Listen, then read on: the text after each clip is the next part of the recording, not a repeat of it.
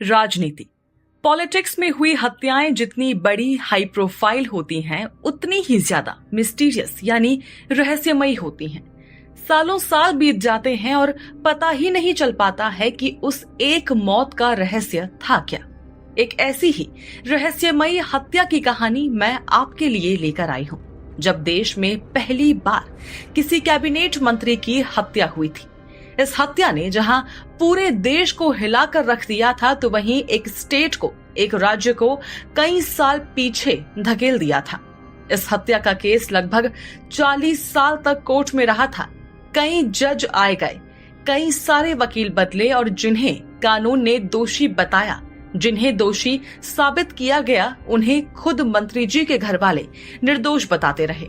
आखिर कौन थे ये मंत्री, कैसे हुई थी इनकी हत्या और क्यों एक बड़े नेता की मौत की गुत्थी आज तक अनसुलझी है, आज इसी के बारे में आपको बताऊंगी।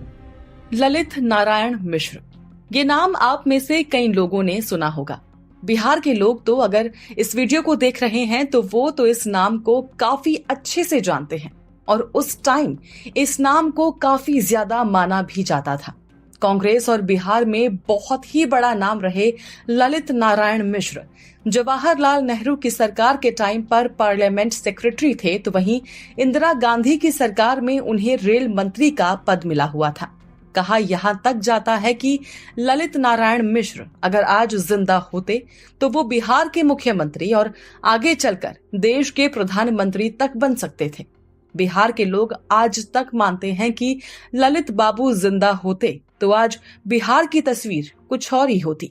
राजनीतिक गलियारों में ये भी कहा जाता है कि अगर ललित बाबू जिंदा होते तो ना तो जेपी आंदोलन होता और आगे चलकर देश में इमरजेंसी के हालात भी नहीं बनते।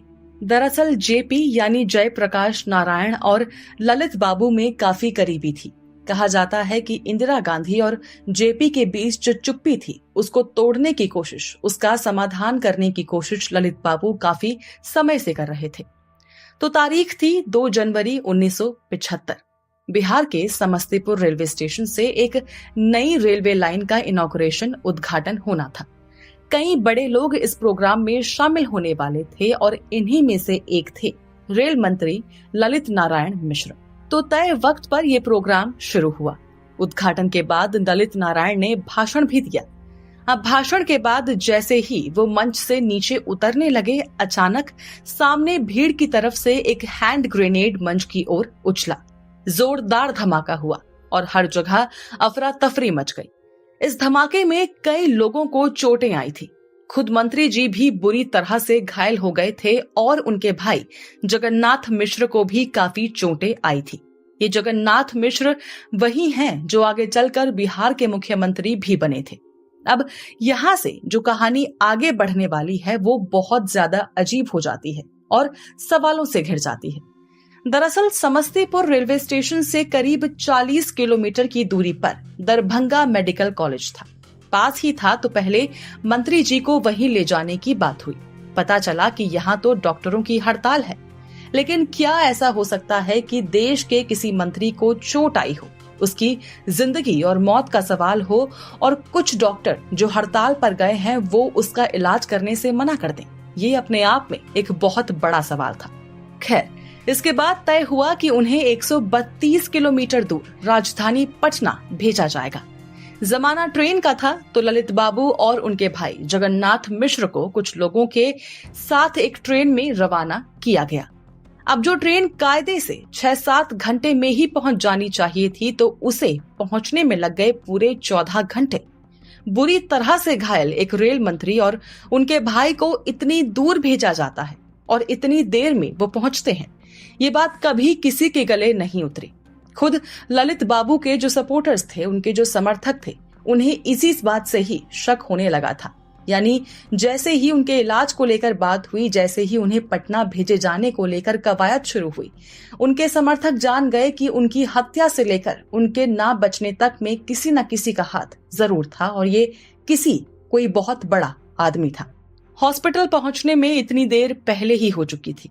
लाख कोशिशों के बावजूद भी मंत्री जी को नहीं बचाया जा सका और अगले ही दिन यानी 3 जनवरी 1975 को उनकी मौत हो गई। रेडियो के जरिए इस खबर को देश के लोगों तक पहुंचाया गया, क्योंकि उस वक्त ना तो 24 घंटे चलने वाले न्यूज़पेपर्स हुआ करते थे और ना ही सेल फोन या टेलीफोन का जमाना उतना ज्यादा कॉमन था।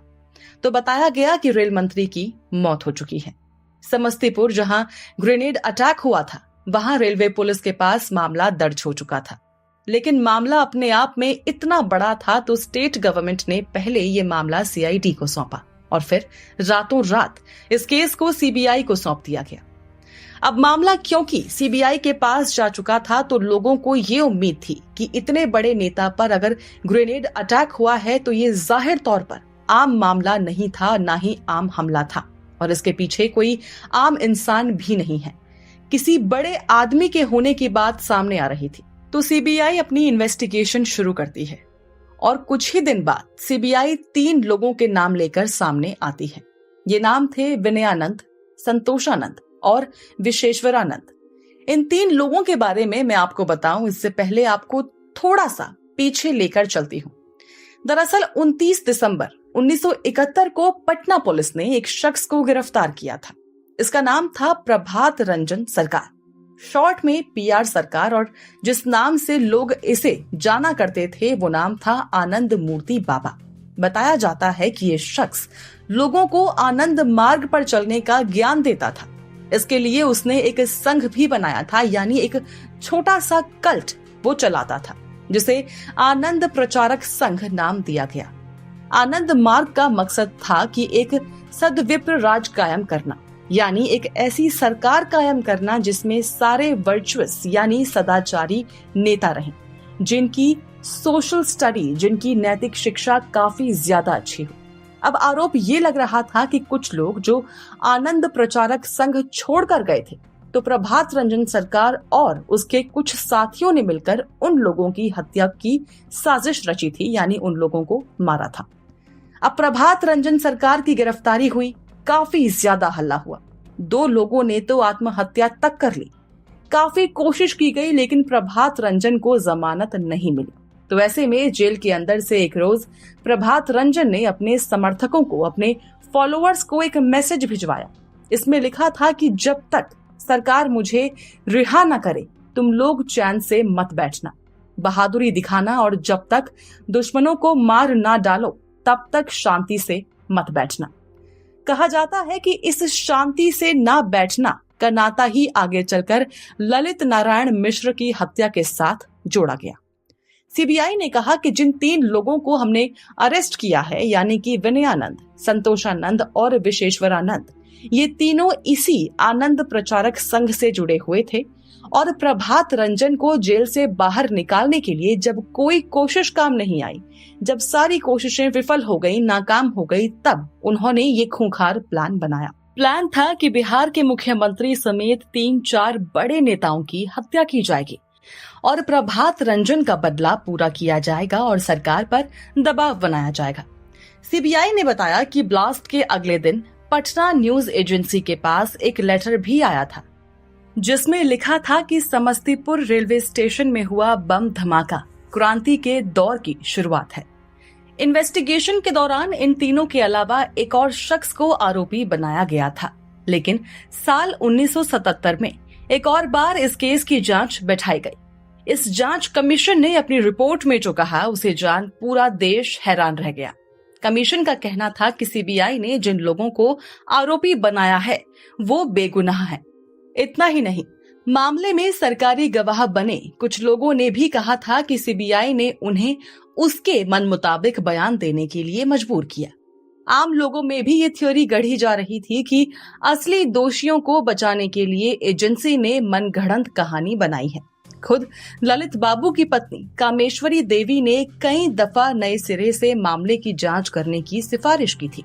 उनका कहना था कि आनंद मार्ग के जिन लोगों को गिरफ्तार किया गया है वो बेकसूर हैं और उन्हें रिहा कर दिया जाए। बताया जाता है कि इस मामले को लेकर 11,000 पन्नों के दस्तावेज तैयार किए गए थे। वहीं केस की सुनवाई के दौरान भी करीब 24 जज आए गए। बीच में ही कई वकील भी गुजर गए और हाई प्रोफाइल केस होने के बावजूद फैसला आने में 40 साल लग गए। तो साल 2014 में सेशन कोर्ट ने चारों आरोपियों को उम्र कैद की सजा सुनाई। हालांकि इसके तुरंत बाद इस फैसले के खिलाफ सुप्रीम कोर्ट में अपील की गई और अगले ही साल यानी 2015 में आरोपी जमानत पर छूट गए। तब से आज तक ये मामला सवालों के घेरे में है।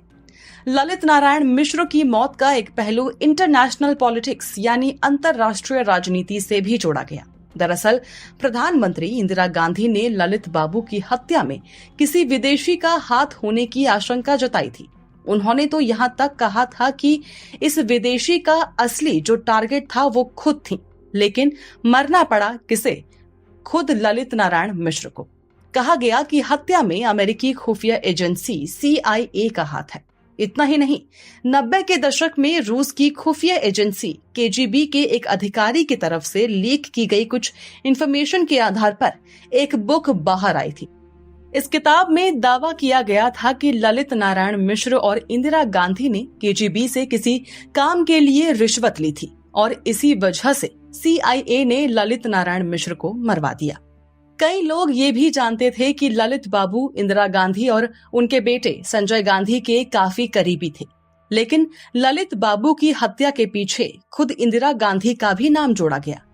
कहा जाता रहा कि इमरजेंसी से पहले इंदिरा गांधी के हाथ से हालात निकलते जा रहे थे। ललित बाबू लोगों के बीच फेमस हो रहे थे, लोकप्रिय हो रहे थे और उनके इस बढ़ते कद से इंदिरा घबरा गई थी।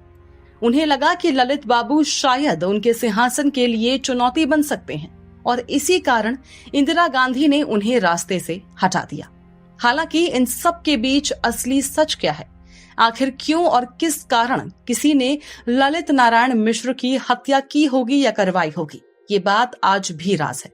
वैसे आप इस पूरे मामले को लेकर क्या कहेंगे और आपकी कंस्पिरेसी थ्योरी क्या कहती है कि आखिर क्यों एक बड़े देश के रेल मंत्री की इस तरह से हत्या करवाई गई होगी और क्या आज भी कोई भी इस बात का सच जानता होगा? जरूर शेयर कीजिए हमसे अपने व्यूज अपने कमेंट्स के थ्रू और सब्सक्राइब करना बिल्कुल ना भूलें हमारा चैनल डार्क टेल्स, जहां हम आए दिन आपके लिए लेकर आते हैं कुछ खास तो कुछ बेहद खौफनाक क्राइम स्टोरीज।